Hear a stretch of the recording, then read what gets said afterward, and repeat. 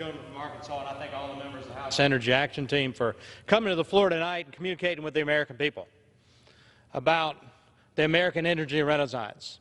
You know, when our constituents think about cost of energy, a lot of times their first thoughts are transportation fuels. How much is it going to cost them to fill up the tank? Is there going to be enough money left over after their transportation fuel cost to feed the family, buy groceries, maybe do improvements, other things that American families spend money on? But one of the factors in energy cost is what you pay for that electricity. And what do our manufacturers pay for that electricity? Where does that electricity get generated? And most importantly, will it be a 24/7, 365 baseload power supply, always on, available when they want to manufacture that next BMW in Greer, South Carolina, that next Boeing aircraft in Charleston, or the next component that goes in one of those manufactured all over the country?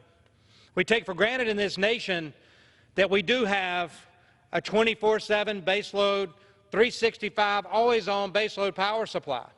And it's transmitted over tremendous infrastructure, but that infrastructure needs to be improved. We need pipelines to transfer and transmit the natural gas that's being produced, the oil that's being produced in places like the Bakken in Texas and Louisiana and Arkansas and Oklahoma. But also the wind power that's generated wherever wind is generated, solar power, wherever solar power is generated. There has to be transmission lines to get that power to the grid so that it can be used. So as we have the conversation in America about all of the above, and one thing the House Energy Action Team is about is all of the above. We like wind and solar, hydro, it's all groovy. But we know what works, and that's nuclear power, that's hydro, fossil fuels, supplemented by the alternative fuels that are coming online. We've got the gray matter and our innovators and entrepreneurs in this country to meet some of the things that Mr. Hill talked about, the battery capacity necessary to store that power to be used when needed, when it's generated by wind and solar, which is intermittent to store that power, generated when the sun's shining, generated when the wind's blowing, stored to be used at night or when the wind didn't blow it. Nuclear power always runs. Natural gas always runs. These are components of this debate that we need to talk about.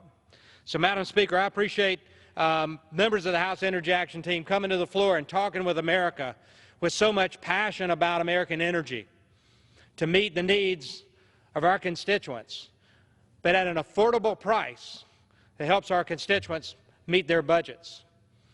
So I want to thank the members, I thank the Speaker, and I want to ask unanimous consent that all members may have 5 legislative days in which to revise and extend their remarks and include extraneous material on the topic of this special order. Without objection.